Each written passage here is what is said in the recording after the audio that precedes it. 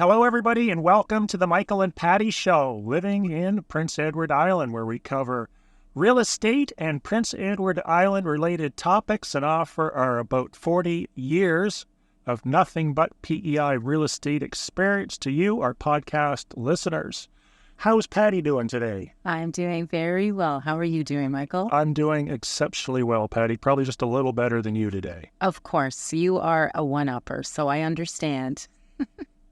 Today, we're not going to discuss a topic. Today, we are going to discuss life for a week in a real estate agent's shoes, and we're going to cover about 7 or 8 things I've experienced over the last week very briefly, but we're hoping that these little tips and tricks and little pieces of knowledge and facts can help you through your real estate journey here on the island. But first, we're going to start with a funny story. Patty, we just have to share this. And keep in mind, before, if I may preface this funny story was before we did any marketing at all with this podcast anywhere. It was a deep, dark secret. As it was intended to be, it was just intended to be an unscripted thing to have fun on a Sunday morning while looking at the boats in the yacht club and the Charlottetown waterfront. Yeah, we were looking at a different, perhaps, marketing avenue and something that allows us to do what we love doing, and that's talking about real estate. It seemed to be the perfect transition into why not do a podcast? Funny story today that we have been made aware of, so we want to thank our listeners who check in with us and keep up to date on the information and content that we share. We've been informed that a realtor on Prince Edward Island was working with a client, and the client, who is one of our listeners, felt that they could offer some advice because they listen to you and myself, Michael, and they were able to educate their agent somewhat and made some suggestions and recommendations on how that agent could do their marketing representation of their property better based on the information we've provided and shared. That was in the episode on artificial intelligence or AI, right? Yeah, I believe so. Yes. That was a good episode. It was a very good episode. So I found that it was nice, and hopefully the agent was appreciative because it added a few extra little ideas and tools in their toolbox to be able to better service their client. And that's really what it is at the end of the day. Oh, absolutely. Second topic. Moving along quickly. Good. Water tests.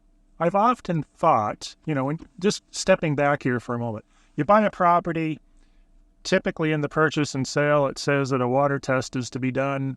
A water test would consist of a bacteria and chemical analysis, typically performed by the Prince Edward Island government. Now, there's a paragraph in our purchase and sale that outlines this, and it basically assigns the responsibility and the cost to the vendor.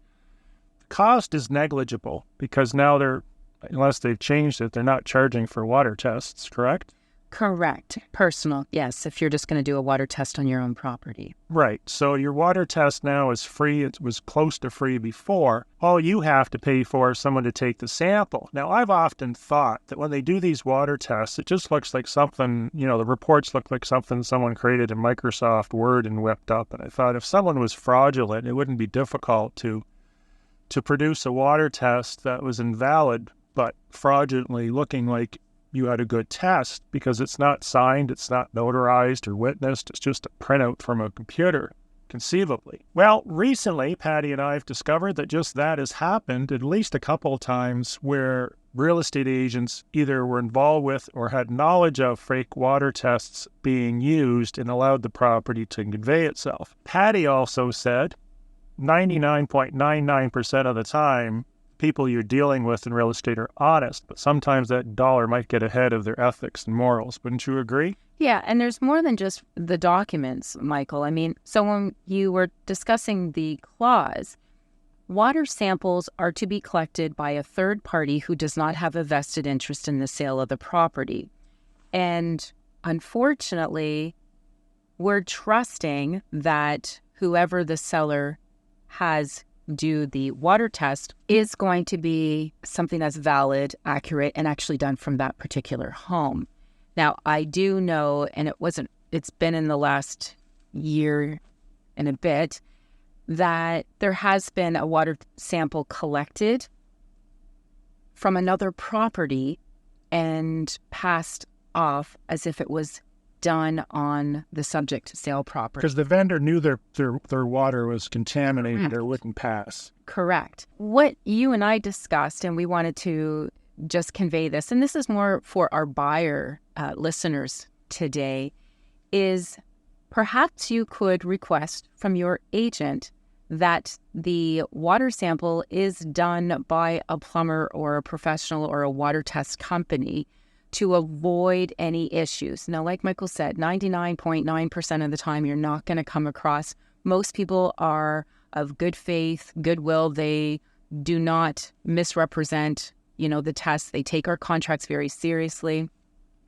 I just would not want to be the one that got caught in a situation where someone ended up misrepresenting. And it's not to say that the agents were always privileged to this. This can be things that are done that the seller has informed their listing agent, oh, yes, yeah, no, we had it all done, everything's good, and we trust the seller.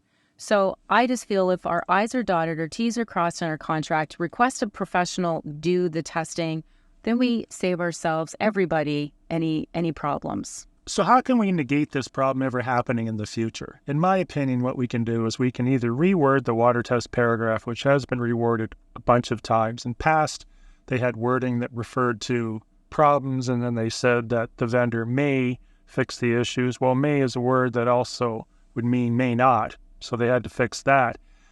But moving forward, how do you prevent this from happening? If I'm buying a property in Muscush, why not just put in the purchase and sale agreement that I want the bacteria and chemical water test performed by Gillis Plumbing and Heating? Because I trust them. The chances of them being prejudicial or biased or conspiring with the vendors is probably next to nil, because they're not going to ruin their reputation over one water test.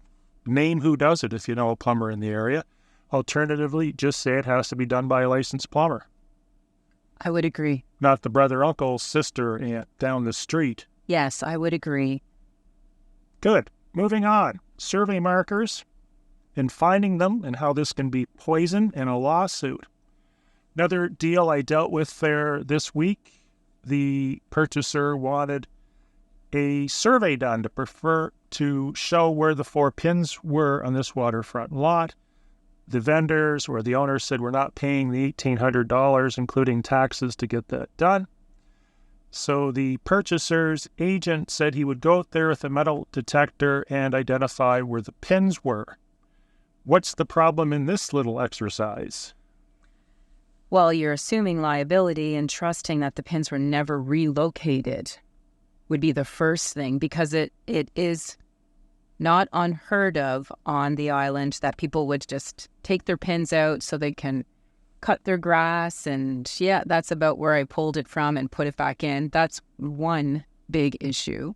Right. And back in the old days on the North Shore, if someone wanted a bigger lot, someone was selling that lot, they would just say, oh, you want a bigger lot? We'll just move the pins. So by verifying the pins with a metal detector isn't a good idea, and it can turn into a lawsuit, especially if you're a real estate agent and you're performing this exercise. At the end of the day, if you're trying to confirm where the survey markers are, get a qualified surveyor to do it. The challenge with that is they're very, very busy. They have a great business, and the chances of them turning this around within a week is pretty well zero. I would agree. It can take months. So in an ultimate world, we'd love to have an up-to-date survey that was done within the last week. Trying to get that service done, which was another challenge with this contract, was another thing, because we were closing in 2 weeks. And I said, there's no way we're getting this done within 2 weeks. Documents. I had a text from an agent that asked me for a bunch of documents and a bunch of information on a property.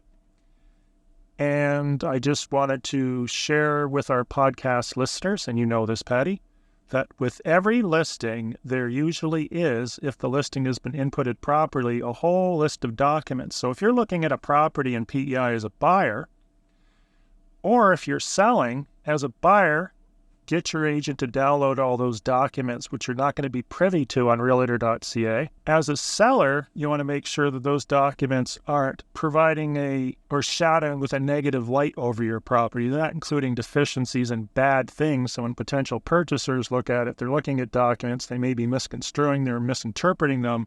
So that might be why your property's not selling, because of these documents. But always look for the documents, whether you're a buyer or a seller. And as far as the seller is concerned, also ask your agent to dig up anything else they can online, including with the tax computer or GeoLink.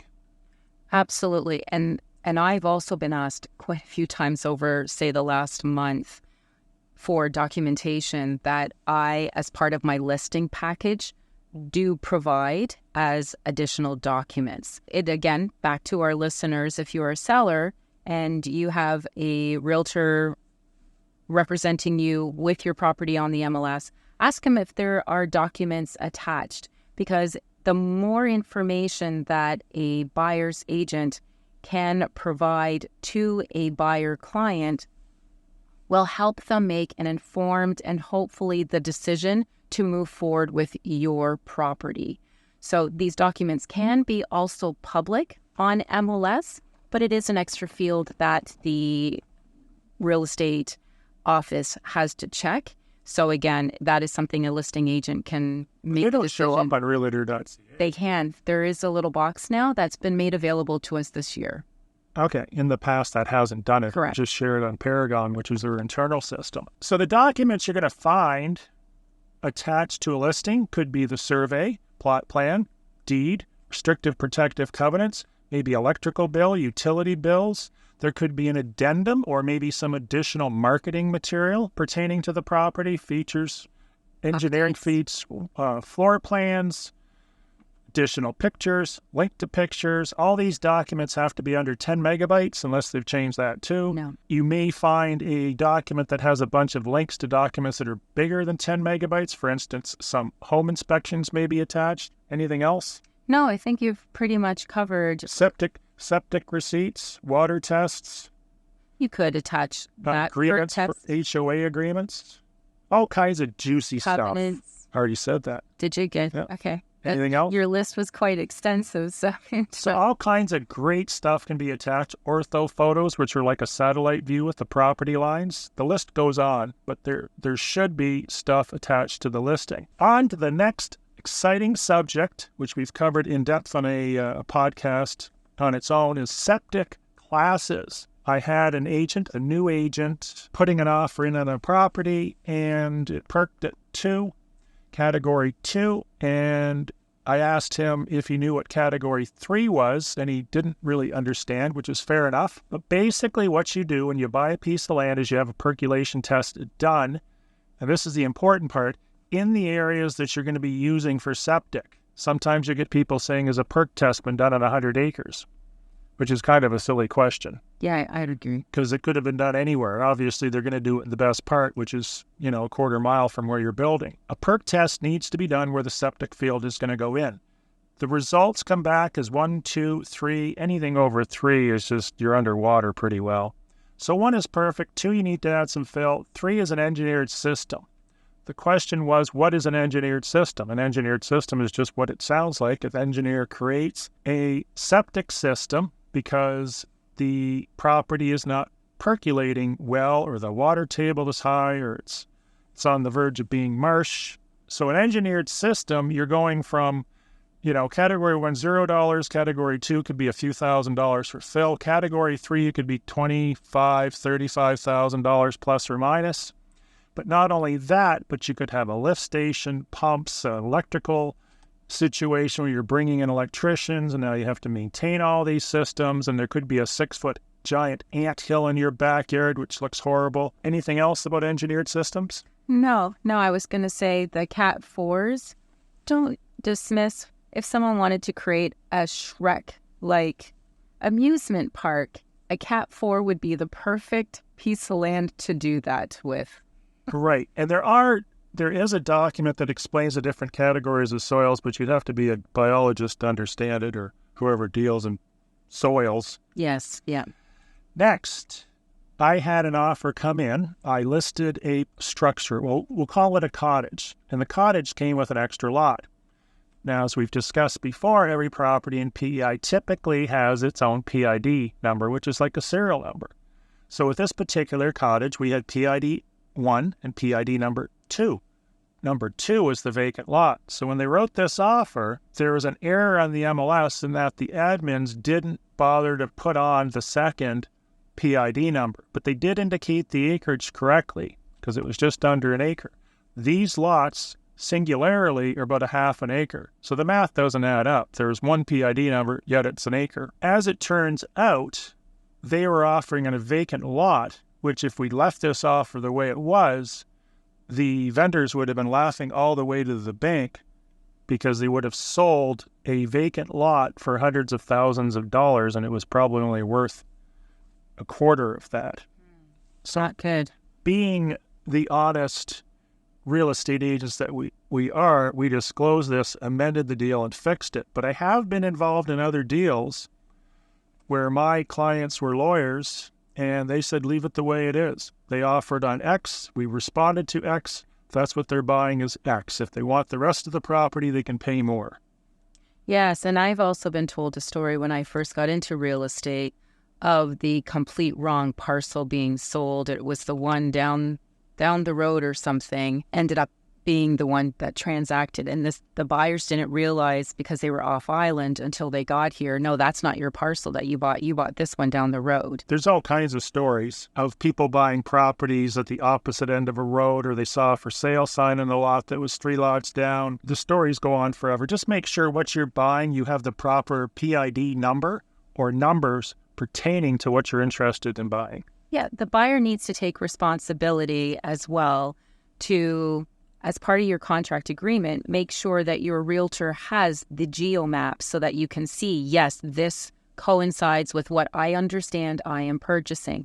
Make sure the agreement of purchase and sale has all the parcel numbers listed on that agreement. So there are things that a buyer can do to protect themselves and make sure that they're not trusting. We are told that we are to read over all our contracts. Unfortunately, I believe in our day and age, we become very complacent because we get all these long terms and conditions within our phone in order to download an app or use a service. And we quickly scroll through to the bottom and go, I agree, and we move on. Please do not do this with an agreement of purchase and sale when you're buying a property. In an ideal world, you would have a plot plan and or survey, depending if it's law or there's some structures on the property. But practically that doesn't happen because of the lack of surveyors. And the vendors, they don't want to spend the money. It would be nice if they did, and it should be mandated by law that all properties are surveyed prior to conveyance, but they don't. Next, I had a contract that had a building permit and a subject to solicitor's approval clause on it, and they didn't remove it until after the deadline. What happens with this contract, Patty? Technically, in my opinion, that contract is now dead. It's null and void. What if I decide to remove those clauses a week later? What can I do to make it valid?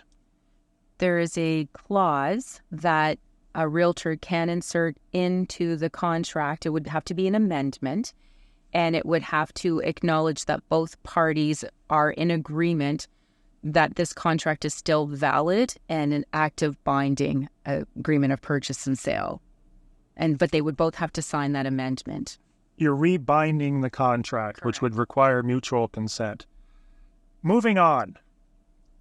Building permits and timelines. Now, this was an interesting one. I got an offer on a piece of acreage, and on the offer we want 2 weeks for a building permit, which I snickered, and so did my vendor, knowing full well that the chances of them getting a building permit within 2 weeks is about the same as you and I winning the Powerball lottery in the States. Mm-hmm. So when we counter-offered on this, we basically said, yeah, we're going to agree to that, but it's not going to be extended. Because what's going to happen next, because we're psychics, they're going to keep extending that, in Access PEI, the building permit department is going to claim they're very, very, very busy, which they probably are in the summer. And next thing you know, we're sitting around for 2 months or 3 months or whatever the case may be, tied up in this contractual agreement, which we keep amending rather than having other offers that may not have that clause within it. So that worked out quite well. Yes. And you don't want to tie, especially this season, because we have so many that travel to the island to fall in love with it. They're on vacation, they're on holidays, they want to see if PEI is a place for them. So to have your property tied up in a contract when there's so many other possible buyers out there, not to say you don't count eggs that you don't have in your basket, but you do not want someone that is going to be extending the contract for a couple months out there and possibly miss out, unless they get a non-refundable deposit or something, Michael. Which typically people aren't going to agree to. I agree. When anytime someone asks for a modification to the contract that is to an advantage of them, the purchaser, in my opinion, your negotiating skills should say it's like hostages on the bus, right? The police will say, we'll give you a McDonald's hamburger, but you have to let a hostage out. They don't give anything for nothing. And if you're asking for another 2 weeks or a month for a building permit and you have $2,000 down, why not just ask for all of that deposit to be non-refundable? Or in some cases, I've asked that the deposit be increased, especially in commercial real estate, to big numbers so they can get their due diligence done. But we're not sitting here wondering if it's going to close because they have zero money on the table, because that contract's subject to a building permit, which if they don't get, and that could happen, you've just wasted a bunch of time. Yeah. What can a purchaser do not to get into this situation? Do their due diligence. So talk with the people at Access PEI, show them what you're building, show them your building plans, ask them if this looks like something they would approve, and then get your septic guy or your perk test guy lined up. Access PEI typically has a list of guys or women that work in that area doing the perk tests. So get all that lined up, phone them, see when they can do it. So then when you put your offer in, you're not putting some pulled out of the air 2-week timeline that's never going to happen. You have a realistic expectation of when this all can be done, and so does the seller of the property. Yeah, and it creates a less stressful experience as well. The whole reason why someone would panic and quick and get an offer in is the fear of loss. Someone else might come in and scoop that property on them. So now they feel if I quick and get it under contract, but now they've added to their anxiety that now they have conditions to satisfy. Now they're not sure if the property can be used for what their intended purpose for the property is. My suggestion to try to keep this as smooth of a transition, because real estate is stressful. This whole thing of purchasing properties, it can be overwhelming. It can seem a little bit stressful. You have a good realtor, they should be able to help that. But do your due diligence before you enter into all of this. That way you're more confident, you write a better contract, and it makes for a better real estate experience. And we were talking about on the way here what constituted an experienced real estate agent. Yes. I think it's kind of funny. Some people say, well, he's been licensed for 20 years, yet he's never had a single transaction. So Patty looked this up on the internet. I said 1,000 transactions, a transaction being defined as either a sale or a purchase, like a listing or a purchase and sale agreement. When Patty looked it up, what did it say? What's deemed to be experienced in any field? With appraisers, I think they have to have 1,000 appraisals done. So I said 1,000 transactions, which is consistent. What did you find? Well, there's a book called written by Gladwell, and it's called the 10,000 hour rule. And what the 10,000 hour rule is you should have 10,000 hours invested into whatever the area, the expertise is, in order to be declared an expert in that field. You had done the numbers, Michael, and had come up with that would be approximately 5 hours of full-time in that particular industry business. No, 10,000 hours is 2,000 hours a year is 5 years. Yeah, that's what I just said. Right. 5 years full time working that business. So when we were looking at what would make a realtor an expert, either a realtor, and as much as that's great, this is a great business to be busy in and not make any money, but it doesn't mean they're doing the right thing. So they could be spending 10,000 hours doing this business. So this is what we were discussing, as well as, do you also have to equate that to the number of, say, transactions? Because transactions really do also provide, because you have some great ones and then you'll have some really terrible situation ones, but you learn the most and the best lessons come from those, which end up making you a better realtor. That's what I was asking you. How many transactions? What would that look like? Because the 10,000 hour rule is great as long as they're doing the right business practices. 10,000 hours, which includes 1,000 transactions. That's the rule we'll stick by. Okay, those are Just, numbers. just like you do if you get on a plane and it's a 747 and you're flying to Europe, assuming you live in North America, you've got a choice of 2 pilots. One is 18 years old and he has 1 hour on the Cessna simulator. And then the other one is 50 years old, which would be old for a pilot, and has 30,000 hours of experience or whatever an experienced pilot is. That's probably too big of a number. I don't know. Which one would you rather have? Obviously, the one with more hours invested in. And it's the same with real estate. And we actually cover that in an entire podcast, how to pick a real estate agent. I've covered my week, or part of it. Did you have any interesting stories to add, or did we need another episode for that? I feel we've provided a lot of really good topics and content. I think this would be a wrap for today. Well, that's wonderful. We appreciate everybody listening. And if you can subscribe or follow the podcast and review it. Getting reviews seems to be like pulling teeth. I look at some podcasts that have a couple 100,000 followers and they have 40 reviews. That's interesting. Please take the time to review the podcast because we want to make this the #1 podcast on earth. And also reach out to us. Charlottetown. Yeah, reach out and let us know if there's a topic that you would like us to discuss and go into, depths with. Based on our opinion, we would love to hear from you. Have a great day and thanks for listening. Thanks for listening.